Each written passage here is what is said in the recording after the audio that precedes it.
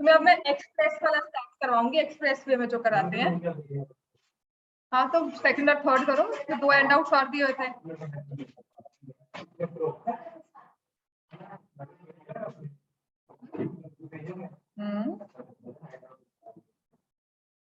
Stats में ना, statistics में हमारे पास 3 चीजें हैं जिसको हम बोलते हैं मेजर्स ऑफ सेंट्रल टेंडेंसी। हाँ जी, हाँ अभी है, आपको फ्रीक्वेंसी पॉलीगन नहीं होगा और जाइव तो नहीं करवाया हुआ।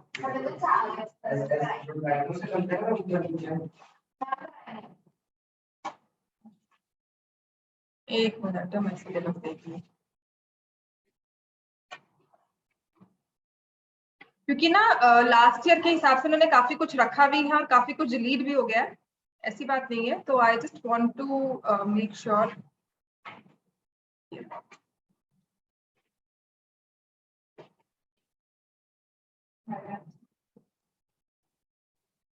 बाइमोडल situation to be avoided, and इसने लिखा है mean, median and mode of the group data. तो मोस्ट प्रोबेबली आपको वो नहीं है, ओजीव्स नहीं है, ओजाइव्स नहीं है।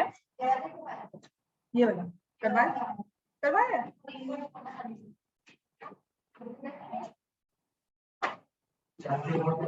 मेरा काम पता है, जब चाहिए नहीं है इतना करवाना, तो मुझे लगता है चाहिए भी करवाना है और टाइम कम है इसलिए, अदरवाइज मुश्किल नहीं है। आपको करना क्या है, इसमें होता क्या है स्टैट्स में, stats is your these parameters. Stats होता क्या है, जब आपने डेटा को ग्रुप किया, सबसे इजी है आपको समझना, जब आपको कोविड की वो आती है कि वेव आएगा या प्रेडिक्शन होता है कि इतने देर में इतने केसेस हो जाएंगे या इतने लोग इन्फेक्टेड हैं, अगर एक इन्फेक्टेड आता है तो कितने हो जाएंगे इन्फेक्टेड। तो वो सारा जब डेटा आप लेकर आते हो, कि हॉस्पिटल से लेकर आते हो कि इस एज ग्रुप में कितनों को हुआ और क्या डेथ रेट रहा है, क्या रिकवरी रेट रहा है, तो वो सारा हमारे पास इंफॉर्मेशन क्या होती है, उस ऑर्गेनाइज डेटा को हम लेके जाते हैं ब्रांच ऑफ मैथमेटिक्स जो डील करता है, वो है statistics, right. When we have data about some parameters, कुछ एक्सीडेंट्स हो रहे हैं या फिर कितने बच्चे 10th के हैं, कितने इजी लेवल के क्वेश्चन कर पा रहे हैं, जैसे पेपर सॉल्व होता है, या पिछले साल क्या हुआ था, बिफोर अ पेपर सितंबर टेस्ट जो हुआ था, उससे पहले सीबीएसई ने क्वेश्चन पेपर फ्लोट किया था, जो उन्होंने बाद में अपनी वेबसाइट पर अपलोड किया। तो उन्होंने वो पेपर स्कूल्स में या किसी एक सैंपल पेपर अपनी सैंपल स्पेस ली होगी, या केवीज जो सीबीएसई के स्कूल्स हैं उनमें उन्होंने डिस्ट्रीब्यूट किया होगा, और उसके बेसिस पर देखा कितने लोग वो पेपर सॉल्व कर पा रहे हैं। खुद ही उन्होंने डेटा दिया कि इतने बच्चों को इजी लगा, इतने बच्चों ने ये क्वेश्चन सॉल्व किया। तो वो क्या होता है, उसके बेसिस पे डिसाइड किया कि पेपर इससे इजी होगा या मुश्किल होगा, राइट। तो ये जब हम काम करते हैं, इसको हम लेते हैं इन आर, जो मैथमेटिक्स डील करती है इस चीज में, एनालिसिस करती है डेटा का, वो है स्टैट्स। अब ऐसा तो है नहीं मुझे नंबर्स दिए हो मैं ऐसे कुछ भी इसमें एनालिसिस कर लूंगी, मैं कैसे एनालिसिस करूंगी अगर नंबर्स दिए हुए हैं। तो I need some information to organize the data. पहले मैं एज वाइज देखूंगी, है ना, फिर हम कहेंगे कि आमतौर पे कितने लोगों को मुश्किल लगा। अब जैसे हम एक्सट्रीम केस लेकर चले, ये तो पढ़ता नहीं है बच्चा बिल्कुल भी, है ना, अगर ये पढ़े, सी आई एम वेरी सीरियसली मैं समझा रही हूँ, तो मजाक वाली बात भी कोई नहीं है, कि अगर एक बच्चा नहीं पढ़ रहा, ठीक है ना, उसको छोड़ दे, जो बहुत इंटेलिजेंट है उसको छोड़ दे, ठीक है ना। आम बच्चे को मैथ्स कैसी लगती है, ठीक ठाक एवरेज, ठीक है ना। एक क्वेश्चन सॉल्व करना है, आम बच्चे को हम कहेंगे कि उससे सॉल्व होगा कि नहीं होगा, I will not see the higher case, I will not see the lower case. बहुत इंटेलिजेंट वाले को भी नहीं मैं देखूंगी, मैं देखूंगी अगर मैंने क्वेश्चन दिया है तो ये आम बच्चा कर पाएगा कि नहीं, अगर उसको टॉपिक आता है, उसने प्रैक्टिस की हुई है, तो हाँ वो कर पाए, तब हम उसको कहते हैं ये इजी है, ये मीडियम है, ये डिफिकल्ट, ठीक हो गया। तो जब हम किसी डेटा को फर्दर स्टडी करते हैं, तो हम कुछ पैरामीटर्स यूज करते हैं, और हमारे पास 3 पैरामीटर्स हैं जिनको हम बोलते हैं मेजर्स ऑफ सेंट्रल टेंडेंसी, ठीक हो गया। डेटा को स्टडी करने के लिए हम बात करते हैं 3 मेजर्स की, जिनको हम बोलते हैं मेजर्स ऑफ सेंट्रल टेंडेंसी, और इसमें पहला आता है मीन, दूसरा आता है मीडियन, और तीसरा आता है mode. This is what stats is all about. हमने डेटा को एनालाइज किया, तो ये एनालिसिस के टूल्स हैं, बहुत बेसिक टूल्स हैं एनालिसिस के, जैसे कि मैं कहती हूँ आमतौर पे ये होता है ना, आमतौर पे रीगल वाली मैम इन टाइम पीरियड में छुट्टी देगी, अमूमन, मतलब जैसे हम कहते हैं ऑन एन एवरेज भी से, है ना। क्लास में अगर आपके कितने बच्चे क्लास में, आप कहते हो मैम 40-50 है, आपको एग्जैक्ट नंबर आप मुझे नहीं देते हो, हर सेक्शन में कितने बच्चे आपने एग्जैक्ट नहीं दिया, फिर आपने कहा अप्रोक्सीमेट मैम 40 to 50 तो होते हैं क्लास। अगर मुझे आज देखना है कि 10th में या 9th में या 8th में डीपीएस में या टैगोर पब्लिक स्कूल में कितने बच्चे हैं, तो आप मुझे एक वही दोगे ना मैम, अप्रोक्सीमेटली इतने तो होंगे ही ना। तो वो अप्रोक्सीमेट क्या है, वो हमारा एक मेजर है सेंट्रल टेंडेंसी। देन हमारे डेटा की आदत क्या होती है, जब हम जाते हैं ना, आपकी क्लास में इंटेलिजेंट बच्चे कितने हैं, इंटेलिजेंट बच्चे कितने हैं, 2। नालायक बिल्कुल जो नहीं पढ़ने वाले वो बच्चे कितने हैं, 20। चलो 20 नहीं होंगे, 3 या 4 होंगे जो फेल होते हैं, एग्जैक्टली बिल्कुल फेल होते हैं उनको हम लेंगे 3 या 4, वही होते हैं 2-3 इंटेलिजेंट फर्स्ट सेकंड थर्ड के और 3 बच्चे फेल होने वाले। कितने की क्लास होती है, 50, 50, 6 बच्चे हो गए। जो आपका क्लस्टर हुआ जो एवरेज है 70, 80, 80 to 90, वो कहाँ आया, एवरेज में आया। ठीक हो गया। तो हमारे डेटा की टेंडेंसी क्या होती है कि पूरे एक्सट्रीम्स को छोड़ दो, अपर और लोअर को छोड़ दो। जैसे ओवरवेट कितने होते हैं, कम, लोअर अंडरवेट कितने होते हैं, कम, लेकिन एवरेज वेट में एक पर्टिकुलर एज ग्रुप में एवरेज वेट में मैक्सिमम जनता होती है, बच्चों को ले लो बड़ों को ले लो जैसे भी ले। ठीक हो गया। हाइट की बात करते हैं, बहुत लंबा तो एक होता है, एक या 2, छोटी हाइट हो वो भी 1-2 होते हैं। एवरेज की सबकी 9th क्लास में वही हाइट होती है। तो आपके जो एल साइज बनता है या एक्सएल बनता है वो एक एवरेज को लेके बनता है। तो कोई बहुत लंबा होगा उसको छोटा होगा तो वो अपना कस्टम बनवाते हैं, लेकिन सबको आ जाता है ऑलमोस्ट, है ना। तो ये क्या होता है कि हमारे डेटा की टेंडेंसी होती है two cluster towards the centre. अगर आपने डेटा को क्लस्टर देखोगे ना, प्लॉट करना शुरू करोगे एज वाइज एक एक बंदे को प्लॉट करोगे तो आप देखोगे कि आम तौर पर उसकी एक टेंडेंसी होती है towards to centre, to gravitate towards the centre. Clear हो गया, क्योंकि एवरेज बहुत ज्यादा होते हैं, आम लोग बहुत हैं, कुछ स्पेशल केसेस 1-2 ही होते हैं, एक्सेप्शंस 1-2 ही होते हैं। क्लियर हो गया। तो इसी डेटा को हम स्टडी करते हैं with mean, median and mode. ये सेंट्रल टेंडेंसी की एक डेफिनेशन को, सेंट्रल टेंडेंसी को एक नंबर दे देते हैं। ठीक हो गया। जैसे कि अगर कोई मुझसे पूछे मैम आपकी क्लास में अगर आप बच्चों को पढ़ाते हो तो कितने मार्क्स आते, तो मैं क्या कहूंगी कि मेरी क्लास का जो पिछला रिकॉर्ड है, पिछले मैंने बच्चों के फोटोग्राफ लगाए जिसको आप देखकर पैम्फलेट देखकर आप आए, मैंने उनके मार्क्स दिए, है ना। तो एवरेज आपने क्या निकाला कि देखो मैक्सिमम के, अगर मेरे पास पिछले साल 25 स्टूडेंट्स थे तो मैंने 20 की फोटोग्राफ लगाई, 18 की लगाई और मैक्सिमम के मार्क्स अब आप 30 है।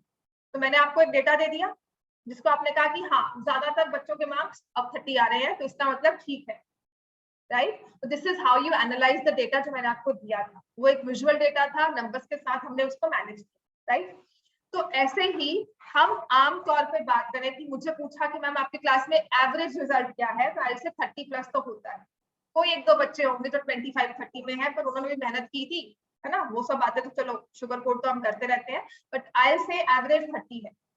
तो आप क्या कहोगे कि जितने बच्चे बैठे हैं क्लास में सबके 30 अबव मार्क्स, एक इंप्रेशन ये क्रिएट हो जाता है।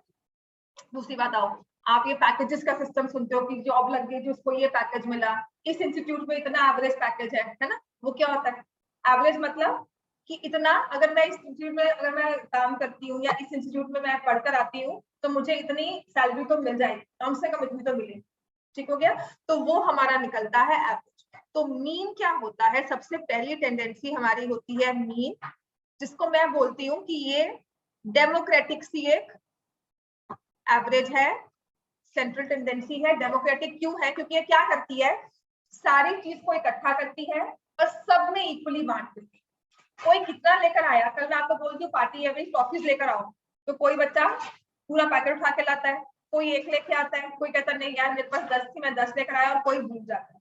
तो मीन ने कुछ नहीं देखना, मीन ने क्या करना है, सारी चीजें कहा कि बॉक्स में डाल दो, इकट्ठा करो, काउंट करो कितनी टॉफीज है, 30 बच्चे बैठे क्लास में, 30 पर डिस्ट्रीब्यूट, कोई कितना लेकर आया कोई फर्क नहीं। तो आई से it's a very democratic tendency, क्योंकि इसने क्या करना है, इसने सभी चीजों को ऐड करना है, sum of all observations divided by number of observations. This is a very basic formula of mean. हाँ, यही बच्चे की फॉर्म चेंज होती है। तो मीन का सबसे बेसिक फॉर्मूला है कि अगर मुझे बताना है ना कि एवरेज वेट क्लास का क्या है, मैं सभी के वेट ऐड करके divide by number of students करते हूँ कि एवरेज वेट ये। तो मीन का सबसे इजीएस्ट फॉर्मूला, सबसे बेसिक फॉर्मूला हम करते हैं sum of all observations divided by number of observations. This is when my data is not organised. अब क्या होता है, ग्रुप बड़ा हो जाएगा तो जो डेटा है वो ऑर्गेनाइज होना शुरू हो जाए। जैसे मैंने आपके पूरे स्कूल के, अगर मैंने एज वाइज वेट्स लेने हैं, हाइट्स लेनी है, तो उसमें डेटा बहुत लंबा आ जाएगा। तो अगर 1000 बच्चा है तो मैं हर एक का तो एज लेने नहीं बैठूंगी ना, मैं एवरेज लगाऊंगी कि यार इतने, इस होता नहीं है कि 9 साल का बच्चा है तो इतना वेट होना चाहिए, 9 to 10 ईयर्स में इतना वेट होता है। BMI वो जो तो एवरेज कैसे निकला है, उन्होंने बहुत बड़े सैंपल को स्टडी करके फिर एक एवरेज निकाला। ठीक हो गया, समझ में आ गई। तो मीन ने करना क्या है, sum of all observations divide by number of observation. Clear हो गया। जैसे मैंने आपको 1 2 3 4 5 6 7 8 9 10 ये 10 नंबर्स दिए, इनका मीन निकालना है। तो आप क्या करोगे, इन 10 नंबर्स को ऐड करोगे। ये 10 नंबर्स का सम क्या है, वो होता है 55 डिवाइड बाय 10 5 इसका मीन जो है वो 5.5 है। That on an average this group of 10 students have 5.5। मतलब इनके बीच में कौन सा है, उससे पहले नहीं बीच में नहीं, वो मीडियन का काम है। ये है कि हर एक के पास 5.5, हर एक के पास 5.5 है। इफ आई से 30 बच्चों का क्लास है और हर एक का एवरेज वेट इज 50 kg, तो इसका मतलब क्या है, हर एक बच्चे का वेट क्या है 50 kg। एक्चुअल वेट ज्यादा भी हो सकता है, कम भी हो सकता है। ठीक हो गया। तो लेकिन एवरेज का मतलब है कि एक आइडिया आएगा कि इतना तो वेट होता नहीं। आमतौर पे जो कहते हैं ना, आमतौर पे ये होता है, दैट इज माय मीन। जब हम बात करते हैं दिस इज द इतना तो आना चाहिए, इतना तो होता है, इतने मार्क्स तो आते हैं, तो वो हो जाता है एवरेज। एंड सिंपल सबसे एवरेज होती है mean, sum of all observations by number of observations. This was my data was not organized. Numbers दिए चारों, आपने 10 नंबर दिए, कल 20 दूंगी, 25 नंबर होंगे, 25 बच्चों की क्लास का डेटा निकालोगे, 30 का करोगे, 100 का करोगे। तो उस केस में मैंने क्या किया, I took all the numbers, added and then divided by the number of observations. Now what happens when the data is organized? जैसे कि हमारे बुक के क्वेश्चंस हैं, आपने डेटा को ऑर्गेनाइज कर दिया। एक ऐसा तो है नहीं अगर 100 बच्चे होंगे तो मैं हर एक के मार्क्स लेकर बैठूंगी, तो मैं देखूंगी 0 to 10 में कितने के मार्क्स हैं, 10 to 20 में कितने मार्क्स है, कितने बच्चे हैं, 20-30 में कितने मार्क्स है। तो हमने डेटा को एक ऑर्गेनाइज वे में ले लिया। एक्चुअल नंबर्स क्या है मुझे नहीं पता, लेकिन मुझे उनकी क्लास लिमिट्स पता है कि 10 से कम बच्चे जिनका हो वो कितने बच्चे हैं, 10 to 20 में कितने बच्चे हैं, 20-30 में कितने बच्चे हैं। ठीक हो गया। तो वो हम कहते हैं हमने डेटा को किया है organize. For example come to example number 1, page 261, page 261 example 1। पहले अगर डेटा को समझ लिया ना तो फॉर्मूला लगाना आपको बहुत ही आसान है। इसमें सच में 3 फॉर्मूला है जो मैंने करवाने हैं आपको, मीन का एक, मीडियन का एक, मोड का एक, 3 फॉर्मूला। कुछ नहीं फॉर्मूला है इसमें, 3 फॉर्मूलाज है, कुछ नहीं, कुछ सब हो जाता है। वो फॉर्मूला की फर्दर वेरिएशन है, फिर मोटे मोटे 3 फॉर्मूला है, मीन का एक, मीडियन का एक, मोड का। हाँ जी छोड़ा इसको, मोड का एक। ठीक हो गया। तो अब देखो हमारे एग्जांपल 1 में दिया हुआ है मार्क्स ऑब्टेन। मार्क्स का दिया हुआ है XI और नंबर ऑफ स्टूडेंट्स को उसने लिखा हुआ है फ्रीक्वेंसी। इसका मतलब क्या है, फ्रीक्वेंसी का मतलब कि मार्क्स है 10 मार्क्स कितने बच्चों के आए, एक बच्चे के। 20 मार्क्स कितने बच्चों के आए, एक बच्चे के।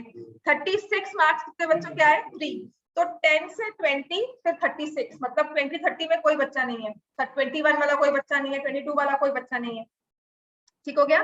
40 मार्क्स कितने बच्चों के आए हैं, 4।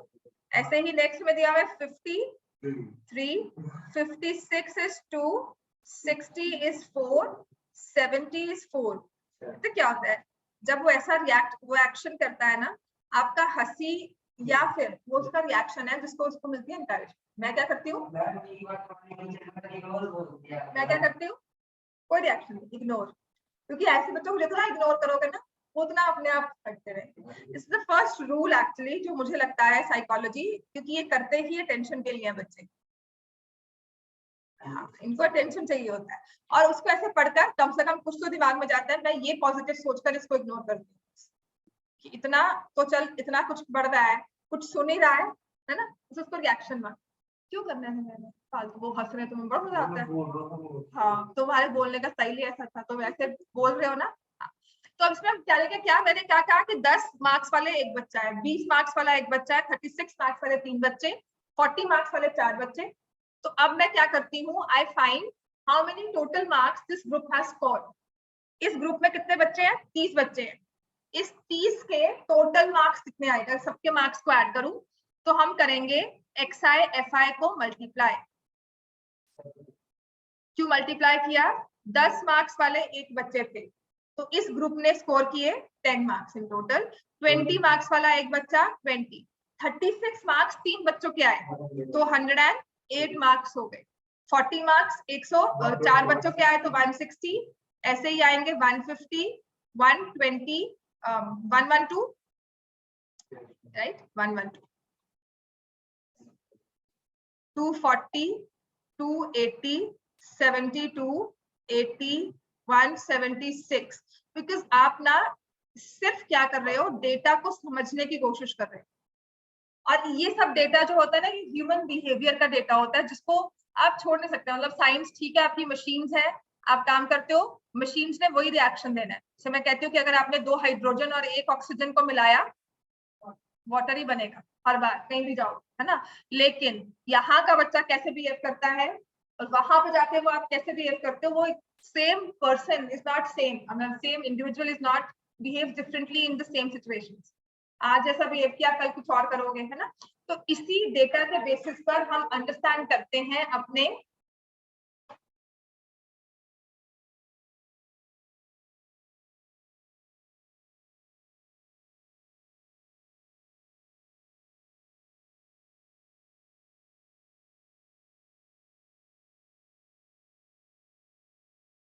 अंडरस्टैंड करते हैं अपने ह्यूमन बिहेवियर को। That's why it's very easy to say कि मैम ये क्यों हुआ। हम सिर्फ उसमें अप्रोक्सीमेशंस लेकर चलते हैं, आपकी स्टैट्स हमेशा अप्रोक्सीमेशंस पे चलती है, ठीक हो गया।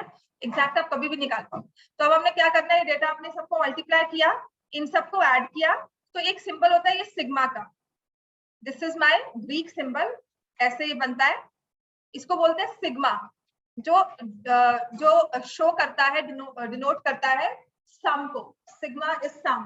तो मैंने क्या किया, sum of X I F I, इन सभी वैल्यूज को मुझे क्या करना है, ऐड। क्लियर हो गया, ठीक है, हाँ हाँ बिल्कुल आओ। सिग्मा एफ आई एक्स आई, इन सभी नंबर्स को ऐड करो, ये वैल्यू, और फिर एक होती है फ्रीक्वेंसी को ऐड किया, जिसे हमने कहा सिग्मा एफ आई। हाँ, तो इनको भी ऐड करोगे ना, 1 1 3 4 3 2 4 4 1 1 2 3 1, ये सब भी हमारे क्या बनते हैं, सिग्मा एफ आई। ये ऐड करो, आपने फॉर्मूला लगाना है मीन का, which is sigma F I X I by sigma F I. Formula वही है, सम ऑफ ऑल ऑब्जर्वेशंस, पर अब इस सम को निकालने के लिए आपने एक डिफरेंट मीडियम अप्लाई किया। ठीक है, चलो निकालो इसका आंसर। इसके बाद मैं मीन करवाऊंगी, मीन के बाद फिर मीडियम।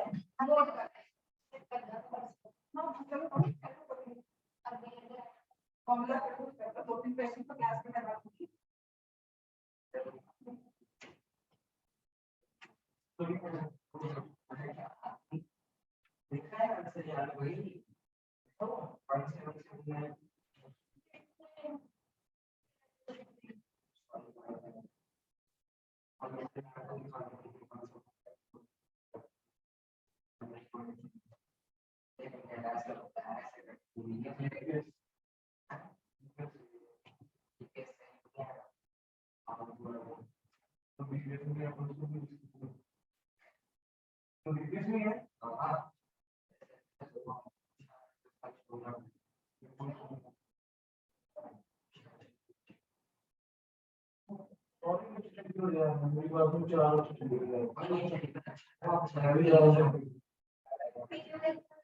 पंजाबी यूनिवर्सिटी आर्ट्स करना है आपको, बस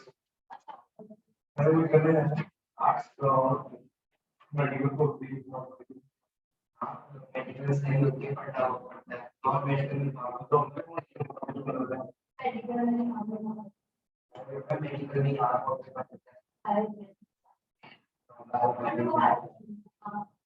नहीं, नॉट स्पेसिफिक सारे चैप्टर मेरे फिर अच्छी लगती है मार्क्स के लिए फिर के रूम पास मतलब वासे नहीं होना बायोलॉजी में दिखो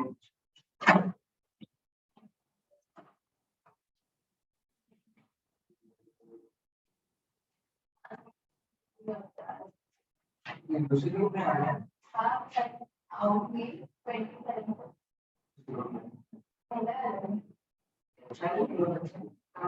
चाहिए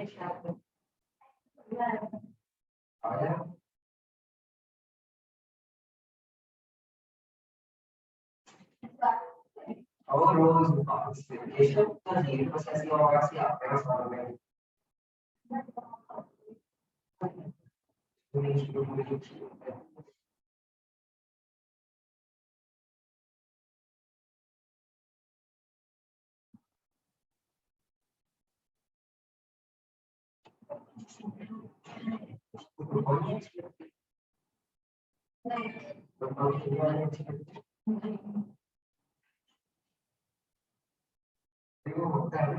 पूछना चाहिए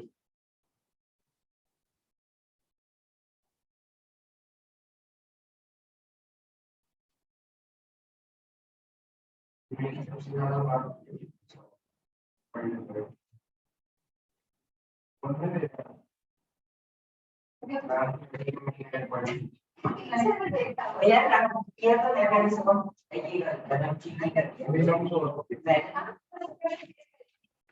बताती हूँ बच्चे, ये समझ में आ गया? ठीक है ना? This is my actual marks मुझे गिवन थे। इन एक्चुअल मार्क्स को लेकर मैंने फ्रीक्वेंसी लिखी, मल्टीप्लाई किया, I got sigma F I X I, I got sigma F I, मैंने फॉर्मूला लगा दिया। 1/30 नहीं बच्चे, 1 है और ये सम ऑफ फ्रीक्वेंसी। ठीक हो गया? अब इसके बाद क्या होता है, चलो नेक्स्ट लिखो। नेक्स्ट लिखो, अब होता क्या है, आपका डेटा यहाँ तो एक्चुअल नंबर्स दिए हुए थे मार्क्स एक्स आई के। अब क्या होता है, हमें रेंज दी होती है डेटा की। फॉर एग्जांपल हमारे पास है एग्जांपल नंबर 2, एग्जांपल 1 आ गया ना। अब इसी को ना उसने ऑर्गेनाइज कर दिया डेटा को, टेबल 14.3 दिया है ना। एग्जांपल 2 तो अलग दिया हुआ है, तो मुझे ना उसने इसी डेटा को ऑर्गेनाइज कर दिया। कितना डेटा तो कौन लिखेगा, और बना दिए क्लास इंटरवल्स। क्लास इंटरवल्स किसके, वेट इन केजीज या मार्क्स स्कोर। मैं बताती हूँ इसी वाले क्वेश्चन को। नेक्स्ट 14.3 पेज 263 पर देखो, डेटा दिया हुआ है ऑर्गेनाइज करके। उसने इसी 10, 20, 36, 40, 50 को ऑर्गेनाइज करके बताया कि 10 से लेकर 25 तक आई हैव 2 स्टूडेंट्स। इस रेंज में 25 से लेकर 40 तक हमारे पास है 3 बच्चे। ठीक है, 40 to 55 में वी हैव 7 स्टूडेंट्स। 55 to 70 में आई हैव 6 स्टूडेंट्स। 70 to 85 में अगेन 6 स्टूडेंट्स एंड 85 to 100 में अगेन 6 स्टूडेंट्स। हमारे पास ये ग्रुप हमारे डिस्ट्रीब्यूशन आ गई। अगर आप चेक करोगे तो वही देखो, उसमें मैंने क्या कहा था कि एक्स आई और एफ आई को मल्टीप्लाई करना है। दिस इज माय फ्रीक्वेंसी, कितने बच्चे हैं, नंबर ऑफ स्टूडेंट्स, वो हमेशा क्या बनती है, frequency. But I don't have a number for X I. X I क्या बनेगा, यहाँ पर रेंज दे दिया 10 kg to 25 kg, पर एग्जैक्ट वेट नहीं दिया। तो इस चीज को रिजॉल्व करने के लिए कि 10 से 25 तक एक्चुअल वेट किसका, 2 बच्चों में क्या वेट था, 10 था, 20 था, 25 था, ठीक है ना, 21 था, 19 था, मुझे नहीं पता। तो इस चीज को रिजॉल्व हम क्या करते हैं, हम निकालते हैं क्लास मार्क्स। लिखो नेक्स्ट वर्ड जो आपको पूछा भी जाता है, व्हाट आर क्लास मार्क्स या find the class marks. MCQ में क्वेश्चन भी आता है, क्लास मार्क्स क्या होता है, एफआई तो अलग। क्लास मार्क्स क्या होता है, ये आपका डेटा है, क्लास इंटरवल दिए हुए हैं, ये है ना, ये क्लास इंटरवल की लोअर लिमिट कहते हैं, और इस वाले नंबर को क्या बोलते हैं, अपर लिमिट। ये तो पता है, नहीं वो अलग होता है, हाँ वो एडजस्टमेंट फैक्टर होता है, that's another thing. Class marks में हमें क्या करना है, lower limit plus upper limit divide by 2, lower limit plus upper limit divide by 2, this is my class marks. तो हम क्या करेंगे, 10 plus 25 by 2, 35 by 2 which is 17.5, और इसको हम नेम देते हैं एक्स आई।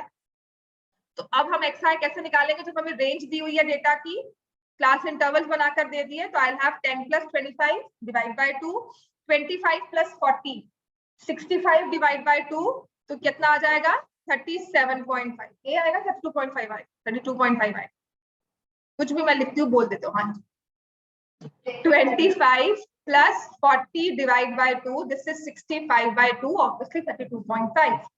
वैसे भी आपकी क्लास इंटरवल कितने की थी, कितनी डिफरेंस है इसमें, 15 का। आपके क्लास मार्क्स में भी 15 का डिफरेंस होगा। अगर ये इक्वली स्पेस्ड है हर बार, तो आपके क्लास मार्क्स में 15 का डिफरेंस ही रहेगा। नेक्स्ट 15 आ जाएगा 47.5, then 52.5, 67.5 and 7 60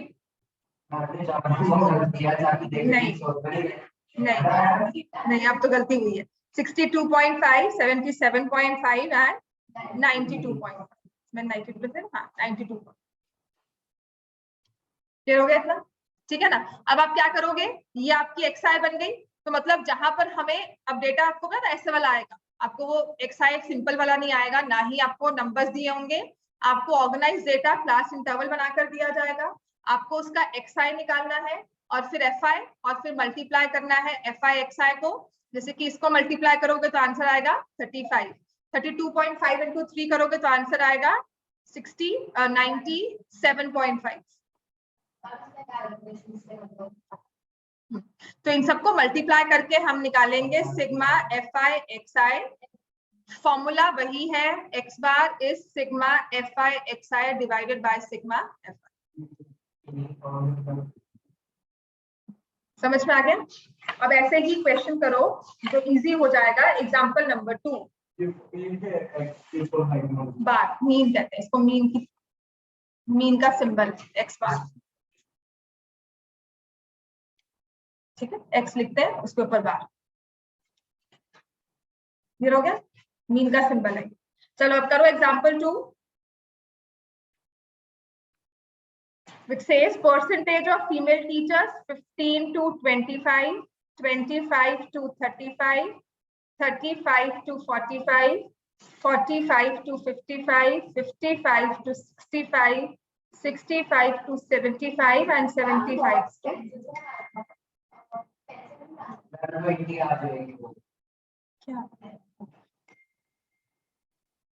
so now I have frequency fi as 6 11 7 4 4 7 ये 7 4 4 2 और तो अब मैं क्या करूंगी पहले निकालूंगी xi के लिए मुझे क्या करना है 15 plus 25 डिवाइड बाय 2 तो कितना आ जाएगा 20 नेक्स्ट क्या आएगा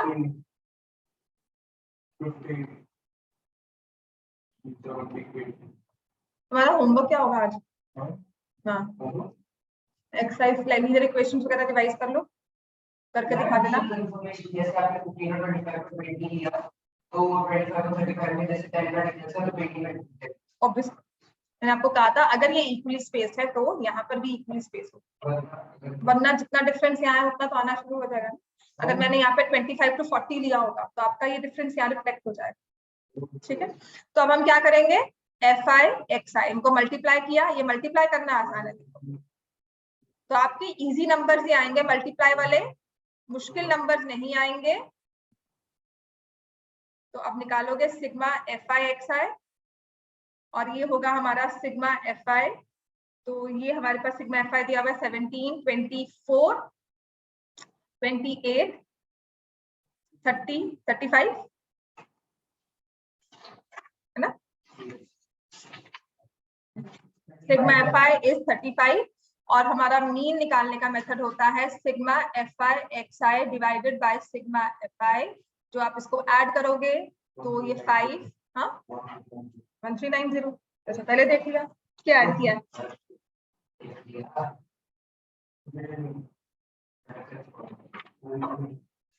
1390 आ गया तो यहाँ से हमारा बन जाएगा 1390 बाय 35 सो विच मीन्स जब आप इसको सॉल्व करोगे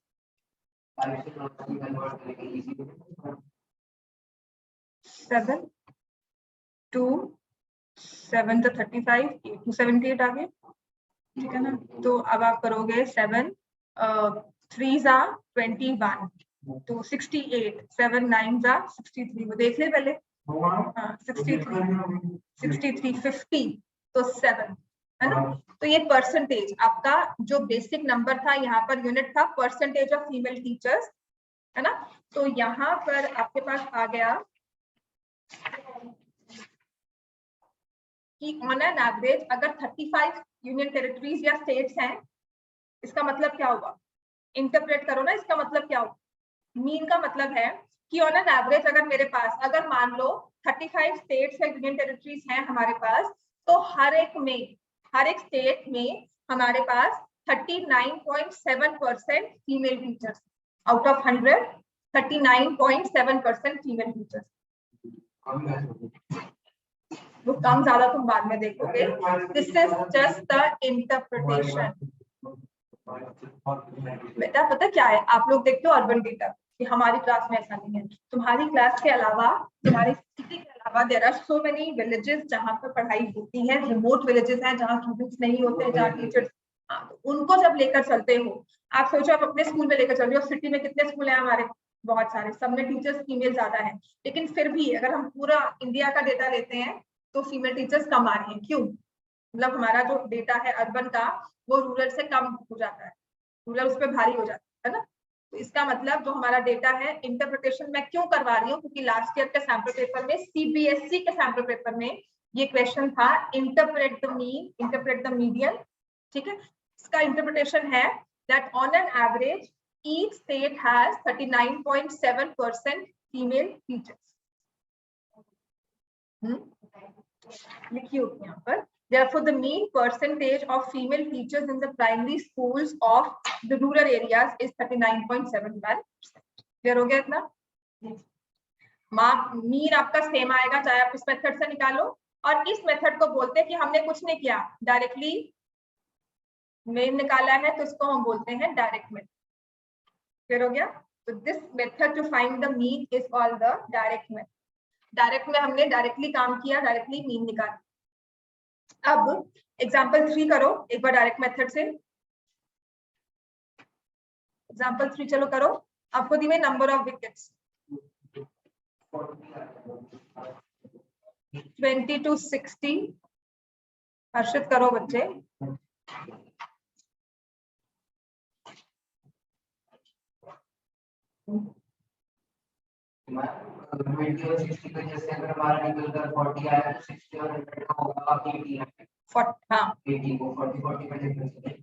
और यहाँ पे देखो ना, इसने अब 150 दे दिया तो नेक्स्ट दिया है 250।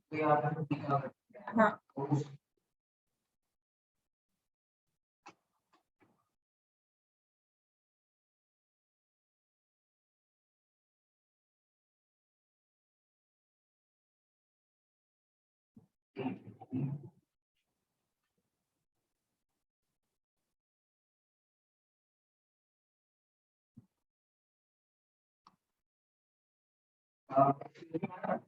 वहाँ पे 80 है, तो आपने 80 पे 50 ऐड किए ना? नहीं, अच्छा उसकी अलग ना लेंगे।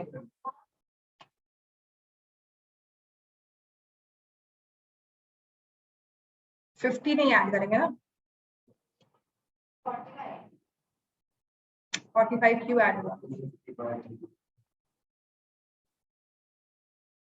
डायरेक्टली निकाल लो, मैं तुम्हें बाद में समझाऊंगी क्यों ऐसे ऐड हुआ। ठीक है, अभी भी दिमाग लगा।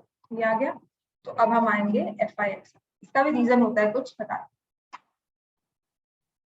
तुमने 40 लिया ना, तुमने डायरेक्टली 40 ऐड किया, अब यहाँ पर आपकी इंटरवल बढ़ गई, तो आपने डायरेक्टली 50 ऐड नहीं करना, क्योंकि अब तुम क्या कर रहे हो, 100 to 150 चल, तो जो तुमने एक्स्ट्रा ऐड किया है ना वो डिस्ट्रीब्यूट हो जाता है। 10 बढ़ गया ना डिफरेंस, तो 5 भी लेकर आएगा, इनफैक्ट डिवाइड बाय 2 करोगे। अगर ये 100 to 140 होता, तुम डायरेक्टली 40 ऐड करते, अब तुमने इसके लिमिट में 10 बढ़ा दिया, तो वो एवरेज में तो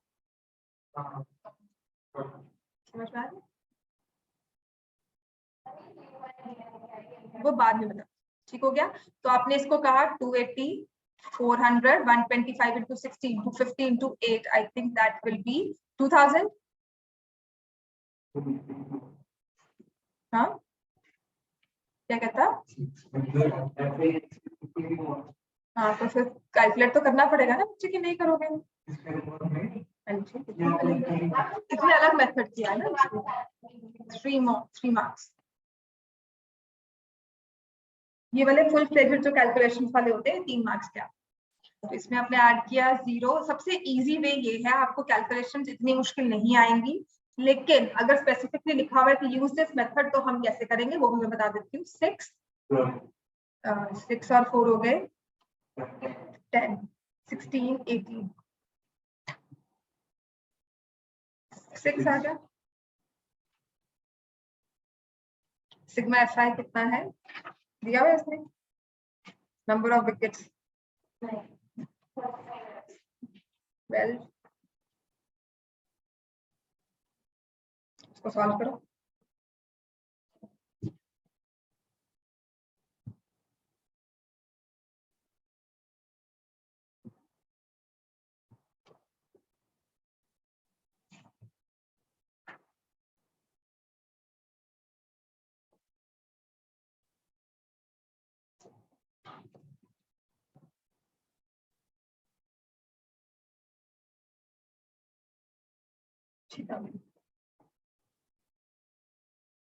So this is 152.89 अगर आता है तो ये है विकेट्स।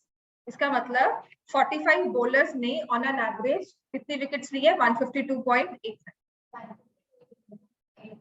वो हम अप्रोक्सीमेशन में लेते हैं ना, तो हम कहेंगे 152.89 because that which tells us that on an average the number of wickets taken by these 45 bowlers in one day cricket is 152.89। अब जैसे कि पहले क्वेश्चन में हुआ था, यहाँ पे ना आपने कहा कैलकुलेशन बड़ी मुश्किल है मैम, यहाँ पे तुमने डायरेक्ट मेथड लगाकर सॉल्व कर लिया। दिस इज फॉर, मतलब मुश्किल कहाँ आती है, इस मल्टीप्लिकेशन। सबसे पहली मुश्किल का हमारा फर्स्ट स्टेप है, यहाँ मल्टीप्लिकेशन में मुश्किल आई तो डायरेक्ट मेथड में कभी कभी ये मल्टीप्लिकेशन मुश्किल करती, right. We find it difficult to multiply. जैसे ये नंबर है, इनको मल्टीप्लाई करना मुझे मुश्किल लग रहा है, तो ऐसे केस में मीन की सिर्फ कैलकुलेशंस को, उसका आंसर चेंज नहीं होगा, उसकी कैलकुलेशंस को सिंप्लीफाई करते हैं और हम यूज करते हैं एवरेज एज्यूम्ड मीन मेथड। तो सेकंड मेथड जो मीन निकालने का होता है वो है एज्यूम्ड मीन, ठीक है। और अगर कैलकुलेशन हो तो फिर ठीक है। तो नंबर ऑफ विकेट्स जैसे हमें दिया हुआ है यहाँ पर 20 to 60, फिर आपको दिया हुआ है 60 to 100, 100 to 150, 150 to 250, 250 to 350 and 350 to 450। ये आपको दिया, राइट। आपने क्या करना है, पहले तो एक्सआई निकालना हर एक केस में। यू विल फाइंड द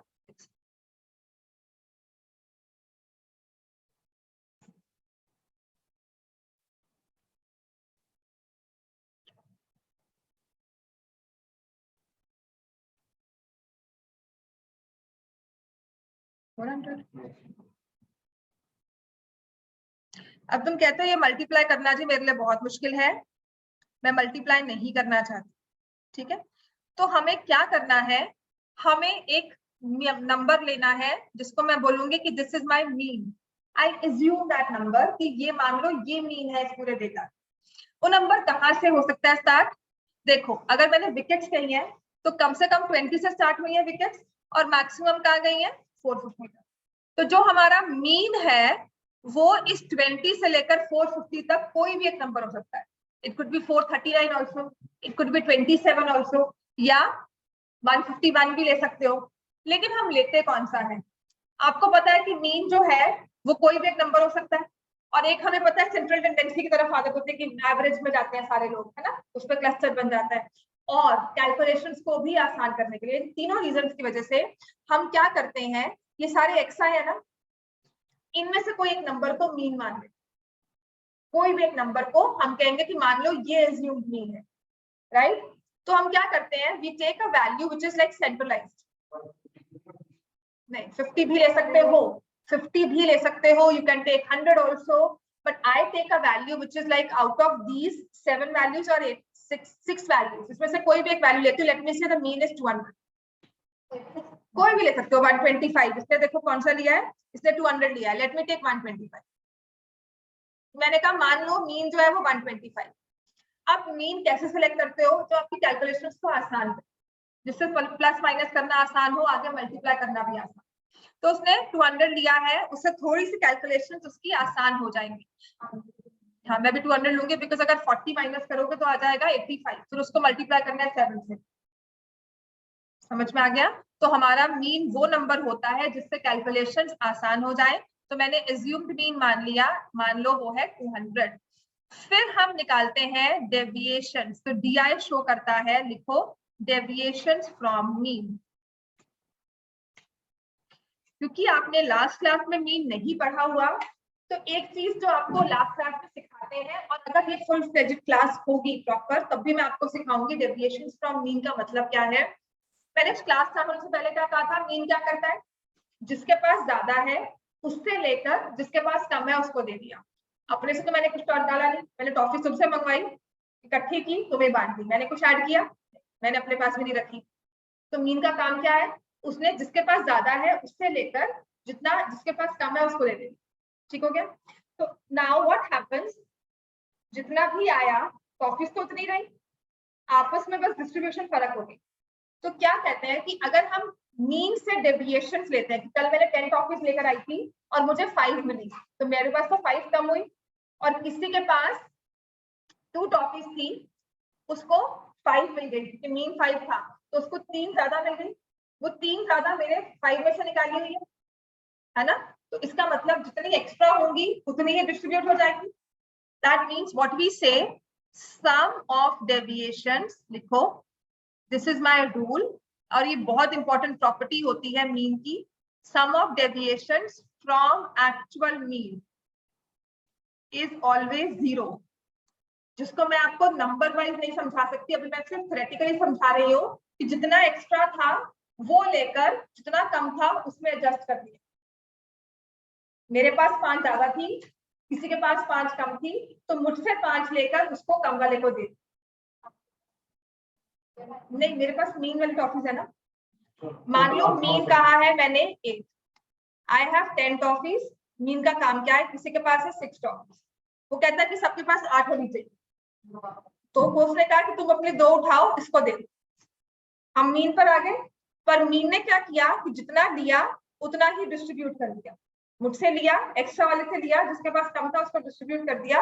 तभी हमने कहा सम ऑफ डेविएशन, जितने प्लस में है उतने ही माइनस में होगा, जितना प्लस का नंबर बनेगा उतना ही माइनस का बनेगा, जिसमें हम कहते हैं sum of deviation from actual mean is equal is 0। Sum of deviation from actual mean is 0। ये आपको मैं एक्चुअली करके भी दिखाऊंगी, जब हम एक्चुअल मीन लेते हैं डेविएशन 0 आता है। तो इसका मतलब ये है कि अगर ये मेरा एक्चुअल मीन है तो मैं डेविएशंस निकालती हूँ, xi माइनस a करती हूँ, कितना आ जाएगा, -160 -120 -75 0 100 200। मैंने डेविएशंस ली 400 - 200, कुछ भी ले लो, इजी नंबर है। मैंने कहा था ना मुझे कैलकुलेशंस पे हेल्प करेगा, सारे नंबर्स देखो इजी बने। 165 × 7 करना और 16 × 7 करना कहीं आसान है। तो हम मीन का वो नंबर लेते हैं जो हमें कैलकुलेशंस में हेल्प करता है, एज्यूम्ड मीन उसको लेते हैं। अब मैं क्या करूंगी, FI/DI इनको मल्टीप्लाई करूंगी, तो ये आ गया 7 × 160। ये मेथड प्रॉपर्ली डिराइव हुआ होगा, इसमें देखना जो एक्चुअल सॉल्व करते हो इससे सॉल्व करते हो, आंसर में एक पॉइंट का डिफरेंस नहीं आया, क्योंकि ये सिर्फ फॉर्मूला है। इसने सिर्फ कॉमन लेकर पहले कर दिया फिर कर दिया, कुछ नहीं किया इसने। ठीक है, तो ये आप इसको मल्टीप्लाई करोगे तो -1120 आ जाएगा, -6000 आ जाएगा, 75 2 = 150, 150 × 8 1200।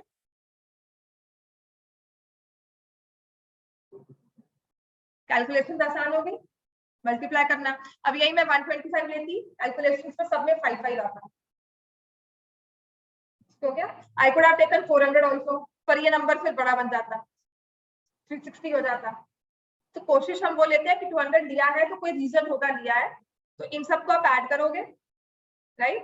तो ये 800 हो गया, -70 200 और 1120, तो ये 0 2 3 8 320 में से 800 माइनस किया, ये माइनस ये प्लस, तो हमारे पास आ जाएगा 7 520 माइनस, ठीक हो गया। तो ये आ जाएगा -7520, समझ में आ गया इतना? अब हमारा फॉर्मूला क्या बन जाता है मीन निकालने का, जब हम डेविएशंस लेते हैं, my mean is assumed mean plus sigma FI/DI by sigma ये हमारा फॉर्मूला है when we use the assumed mean। लिख लो इसको, sigma x bar mean is equal to a plus sigma fi di by sigma fi। अब mean का method कौन सा लगता है? दो मेथड्स तो थे, लास्ट ईयर स्पेसिफिकली कहा हुआ था स्टेप डेविएशन नहीं है, इस बार कुछ नहीं कहा है तो स्टेप डेविएशन है, बिल्कुल हो सकता है स्टेप डेविएशन मेथड, ठीक है, इससे इजी है। इसी का फर्दर एक और इजी स्टेप करने के लिए उसने सॉल्व किया हुआ है, आपके कैलकुलेशंस में वही आसान हो जाएगा। तो x bar is equal to a plus sigma fi di by sigma fi। Clear हो गया? a plus sigma fi di by sigma fi। तो आप इसमें सॉल्व करोगे 200 प्लस हमने क्या सॉल्व किया था यहाँ पे -7520 if my calculations are correct divide by 45 this will give us the same answer. Clear हो गया बच्चे? इतना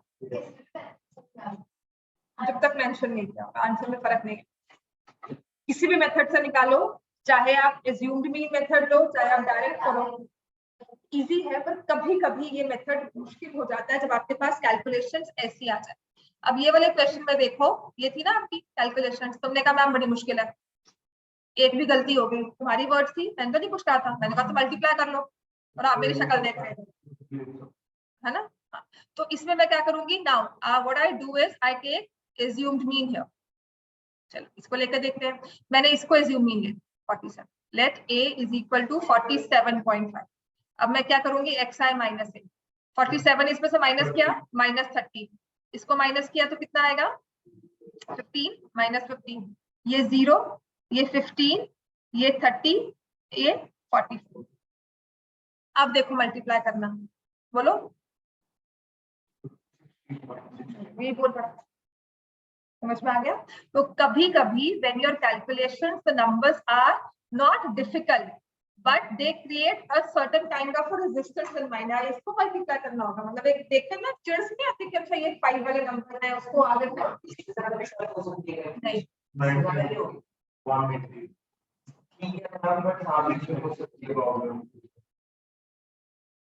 ये देखो फिर भी ओरली हो गई कैलकुलेशन, अगर हम करेंगे तो ये 540 आ गया, ठीक है, तो माइनस प्लस 540 में से 105 माइनस करोगे तो 5 3 और 4 3 आ जाएगा प्लस 435। अब आपका फॉर्मूला क्या होगा, x bar is equal to 47.5 plus 435 divided by क्या था नंबर 35 था 30, ठीक है, तो 47.5 प्लस इसको सॉल्व किया तो 115 आ जाएगा, नहीं 135 का मतलब 4, आप करोगे ना अप्रोक्सीमेटली आपके पास वही आंसर आएगा। समझ में आ गया? 12 वैसे भी कैंसिल ही हो जाएगा, 10 आ गया 1 13 4 5 तो 14.5 आए, तो आपका पास आंसर 62 है। ठीक है, ये दो मेथड्स अच्छे से पढ़ लेना, तुम सारे क्वेश्चन जिससे कर सकती हो एक्सेप्ट कौन सा नहीं कर पाओगी वो तुम्हें बता देती हूँ। Question 1, question number 2, question number 3 नहीं करना, क्वेश्चन 4 कर सकती हो, क्वेश्चन 5 मैं बताऊंगी जिसमें आपको वो लिमिट सेम करनी होती है, क्वेश्चन 6 कर सकती हो, question 7, question number 8 also, question number 9। सिर्फ आपको कौन से नहीं करने हैं, 3 जो इंपॉर्टेंट है मिसिंग फ्रीक्वेंसी निकालने के लिए। क्वेश्चन नंबर 5 में डेटा को सेम करना होता है, इसलिए वो कल करवा दूंगी तुम्हें, और कल मैं मीडियन करवा दूंगी। ठीक है, इजी क्वेश्चन है, इसका एक ही फॉर्मूला है बस, मीन का एक फॉर्मूला है, मीडियन का एक फॉर्मूला, मोड का एक फॉर्मूला बस। हाँ अभी तक हमने सिर्फ ठीक हो गया बच्चे।